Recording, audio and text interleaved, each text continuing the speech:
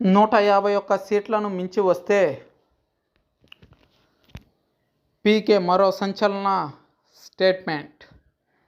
నా ముఖంపై పేడ కొడతారు, లేదంటే జగన్కే అది జరుగుతుంది. పీకే సీఎం జగన్ చెప్పినట్లుగా వైసీపీకి 151 మించి అసెంబ్లీ సీట్లొస్తే తన ముఖాన పేడ కొడతారని, లేదంటే జగన్ ముఖానే పేడ కొట్టడం జరుగుతుందని, ఆయన కార్యకర్తలు అభిమానులే కొడతారని రాజకీయ వ్యూహకర్త ప్రశాంత్ కిషోర్ వ్యాఖ్యానించారు. ఇటీవల విజయవాడ ఐపాక్ కార్యాలయానికి వెళ్లిన జగన్ ఆ సంస్థ వ్యవస్థాపకుడు ప్రశాంత్ కిషోర్ ప్రభావం ఏమీ లేదంటూ తేలిగ్గా మాట్లాడారు.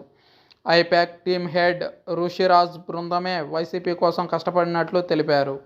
ఏపీలో ఫలితాలపై తాజాగా యూట్యూబ్ ఛానల్ మోజో జర్నలిస్ట్ బర్కాదత్కు ఇచ్చిన ఇంటర్వ్యూలో ప్రశాంత్ స్పందించారు. ఆంధ్రప్రదేశ్లో జగన్ ఘోర పరాజయాన్ని చవిచూడబోతున్నారని పునరుద్ఘాటించారు. టీడీపీ, జనసేన, బీజేపీ కూటమి అధికారంలోకి రావడం ఖాయమన్నారు. 125కు పైచిలుకు సీట్లు కైవసం చేసుకుంటుందని చెప్పుకొచ్చారు ప్రశాంత్ కిషోర్.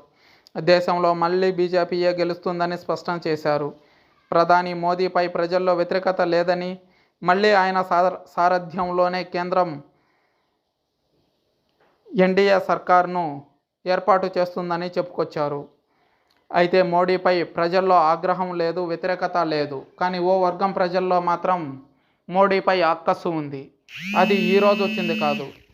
మొదటి నుంచి బీజేపీకి నాయకత్వం వహించే నాయకులపై ఆ వర్గానికి అక్కసు ఉన్న విషయం తెలిసిందే. అయితే మోడీ ఆ వర్గాన్ని కూడా కలుపుకుపోవడంలో ఒక అడుగు ముందుకేశారు.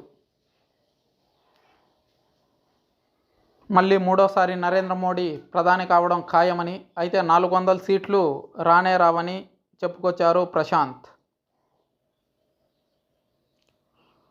అయితే తామే అధికారంలోకి రాబోతున్నామని జగన్మోహన్ రెడ్డి చెప్పడం జోక్ ఆఫ్ ద ఇయర్గా నిలిచిపోతుందని చెప్పుకొచ్చారు ప్రశాంత్ కిషోర్. రాహుల్ గాంధీ, తేజస్వి యాదవ్ లాంటి వాళ్ళు కూడా మేమే అధికారంలోకి వస్తామని చెప్పుకొస్తున్నారు. ఎంపీలుగా గెలిచే దమ్ముందా వాళ్లకు అని ప్రశ్నించారు ప్రశాంత్ కిషోర్.